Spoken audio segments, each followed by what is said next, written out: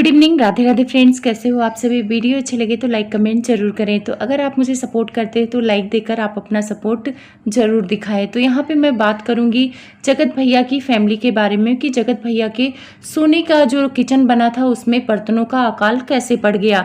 साथ में आंटी जी ने अपने मन की बात बोल दी कि मेरे छोटा बेटे की वजह से वो स्लीपर में आई। साथ में बात करूँगी कि विजय रिया को धोखा उनकी बहन ने दिया, इस बात में कितनी सच्चाई है। तो सबसे पहले बात कर लेते हैं जगत भैया के बर्तनों की। तो जगत भैया ने फेसबुक पर एक वीडियो डाला जहां पर ये लोग खाना खा रहे थे।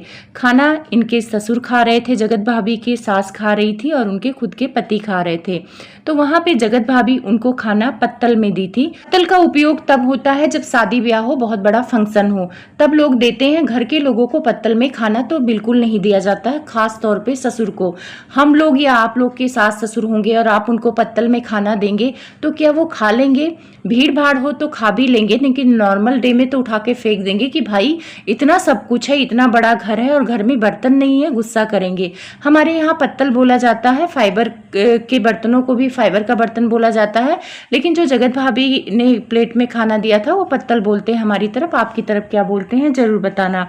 तो बहुत सारे लोगों ने कमेंट किया कि जगत भाभी ने दो किचन बना रखा और सोने वाले किचन में सोने वाले बर्तन भी थे, तो ससुर कहाँ रोज रोज इनके घर आते थे, तो कम से कम सास ससुर को सोने वाले बर्तन में तो खाना दे ही सकती थी जगत भाभी। इतना उनके सास ससुर को पत्तल में खाता हुआ देखकर जगत भाभी के सपोर्टर को ही अच्छा नहीं लगा और उन्होंने कमेंट किया कि ऐसे भी पैसे बचा के क्या करोगी, इतने तो तुम लोग धनी हो, कम से कम सास ससुर को ढंग से खाना तो खिला ही सकते हो।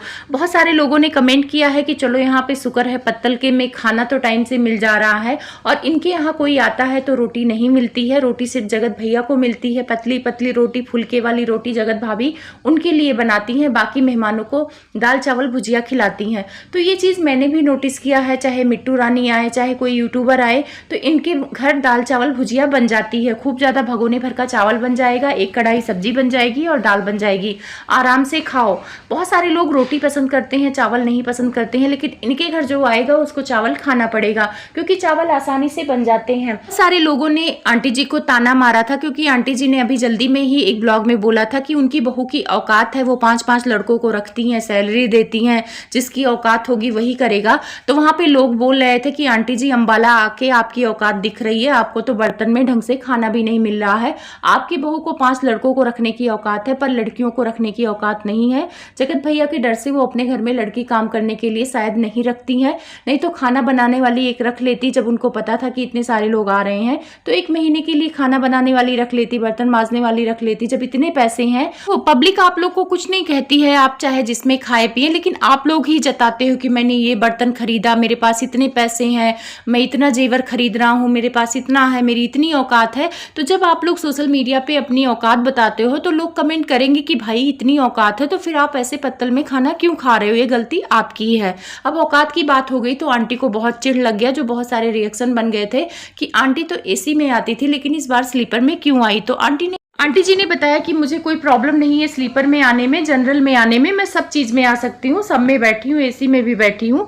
तो आंटी जी यहाँ बात आने की नहीं थी, यहाँ बात आपके छोटी बहू की थी। छोटी बहू को आप स्लीपर में लेके आई थी और आंटी जी आप गजनी हो जाती है। मैं आपको याद दिलाती हूँ, जब गृह प्रवेश में आपने एसी का टिकट लिया था और रिश्तेदारों का स्लीपर में लिया था तो आपकी ट्रोलिंग होने लगी थी। तो आपने बोला कि आपको प्रॉब्लम है, आप स्लीपर में नहीं आ सकती हैं, इसीलिए आपने एसी का टिकट लिया। फिर आंटी ने बातों बातों में बोल दिया कि मुझे पता भी नहीं था कि स्लीपर का टिकट है, वो तो मेरे छोटे बेटे ने ले आया था। सबको डाउट था कि इनका छोटा बेटा कंजूस है, थोड़ा पैसे कम कमाता है, तो उसने ही स्लीपर का टिकट लिया होगा क्योंकि वो जिम्मेदारी उसकी थी, इसी वजह से पैसे बचाने के लिए। तो आंटी जी चलो मान लेते हैं कि आपका छोटा बेटा कंजूस है, पर आप तो कंजूस ना बनती, बहू लेके आ रही थी तो आप एसी का टिकट ले लेती। तो लोगों का यही कहना है। तो आंटी जी ने क्या बहाना दिया कि एसी का टिकट मिल ही नहीं रहा था, स्लीपर का मिल रहा था। तो आंटी जी मेरे फैमिली में बहुत सारे लोग रेलवे में हैं, तो आपको एक चीज बता दूं, सबसे पहले स्लीपर की जो जितनी भी सीटें होती हैं वो फुल होती हैं क्योंकि मिडिल क्लास फैमिली बहुत ज्यादा होती है, और जो एसी की टिकटें होती हैं वो खाली रहती हैं। फर्स्ट, सेकंड और थर्ड भी भर जाएगी तो फर्स्ट सेकंड में आपको सीट मिल जाएगी आराम से। तो यहाँ पे आप बहाने मत मारिए, यहाँ पे पैसों की बात थी। छोटा बेटा पैसा खर्च करना नहीं चाहता था और आप पैसे देना नहीं चाहती थी। अगर उस जगह आपकी बड़ी बहू होती तो आप पैसे खर्च करती। लेकिन आंटी जी आज के ब्लॉग में बहुत खुश लग रही थी और अपने बड़े बेटे की तारीफ कर रही थी कि मेरा बड़ा बेटा मेरे लिए हेलीकॉप्टर बुक कर दिया है और मैं जाऊंगी, सारे लोग पैदल जाएंगे पर मैं ही जाऊंगी, सारे का खर्चा वही दे रहा है और मुझे बहुत खुशी हो रही है कि वो पैसे खर्च कर रहा है और अपने छोटे भाई को अपने पापा की जैसा मानना, मतलब बहुत ज्ञान दे रही थी। तो आंटी जी ये ज्ञान ना बस आपके ब्लॉग तक रहेगा। जैसे ही आप लोग वैष्णो माता से आएंगे, वहां से आने के बाद आपका बड़ा बेटा और आप सारे लोग मिलके कंट्रोवर्सी कर लोगे, आपका सारा प्यार धरा का धरा रह जाएगा। तो आंटी जी बोली मेरे आंख में आंसू आने वाला है। तो आंटी जी आंख में आंसू मत लाइए, आपके बेटे ने आपके ऊपर पैसा खर्च किया, अच्छी बात है, करना चाहिए, पर आपका बेटा वसूल लेगा ताने मार के। पहले भी आपको कल ताने मारा था कि आप गाड़ी में पैसे नहीं दी, और वो अगर आपके पैसे खर्च किया है आपके ऊपर तो मारेगा ताना, और साथ में उस पैसों को सूद समेत वसूल भी कर लेंगे वीडियो बना के। और कंटेंट भी हो आप लोग जगत भैया के, क्योंकि आजकल फैमिली साथ रह रही है तो व्यूज भी अच्छे आ रहे हैं। तो आंटी टेंशन आप मत लो। अब यहाँ पे मैं बात कर रही हूँ विजय और रिया के। तो विजय रिया का आप लोगों ने देखा ही होगा कंट्रोवर्सी, उन्होंने बिना नाम लिए एक वीडियो बनाया था जिसमें बोला था आप लोगों ने धोखा दिया, उनके लिए इतना किया मैंने। तो सब लोगों ने इनकी बहन पे शक किया और वो शक यकीन में बदल गया, क्योंकि सुनीता और उनके हस्बैंड ने जो सफाई पेश की कि मेरे भैया से मेरा कोई अनबन नहीं है, वो बहुत अच्छे हैं, मेरे पापा के समान है। तो वहाँ पे ये बातें बोलते समय ना सुनीता नजरें नीची करके बोल रही थी और अटपटा रही थी। जैसे कि वो ब्लॉगिंग करती तो उतना अटपटा के नहीं बोलती, लेकिन उस टाइम पे अटपटा रही थी। तो बहुत सारे लोग बोल रहे थे कि तू नागिन है, ऐसी वैसी, मतलब गंदे कमेंट आ रहे थे। तो उन्होंने अपने साइड से क्लियर कर दिया कि मेरा और मेरे भाई के बीच में ऐसा कुछ नहीं है। लेकिन एक कमेंट बहुत ज़्यादा वायरल हो रहा है, सब किसी के ब्लॉग में जाके ये कमेंट बोल रहा है कि वो उनके पड़ोसी हैं। मेरे में भी वो कमेंट आया है, थंबनेल पर लगा दूंगी।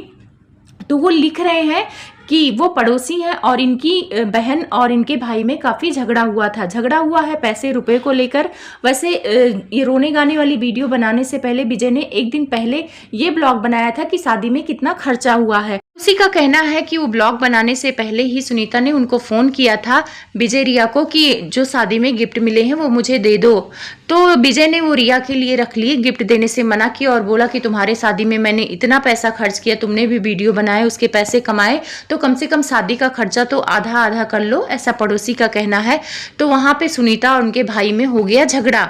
तो उसी झगड़े से दुखी होकर उन्होंने दूसरे दिन ये वीडियो डाला कि शादी में कितना खर्च हुआ, मतलब दुनिया को दिखाना चाह रहे थे कि मैं एक अच्छा भाई हूँ और मैंने इतने रुपए खर्च किए। तो एक तरह से देखा जाए तो विजय रिया ने पैसे खर्च किए हैं, कोई कमी नहीं रखी है अपनी बहन की शादी में, पूरा एकदम शहर की तरह किया हुआ है।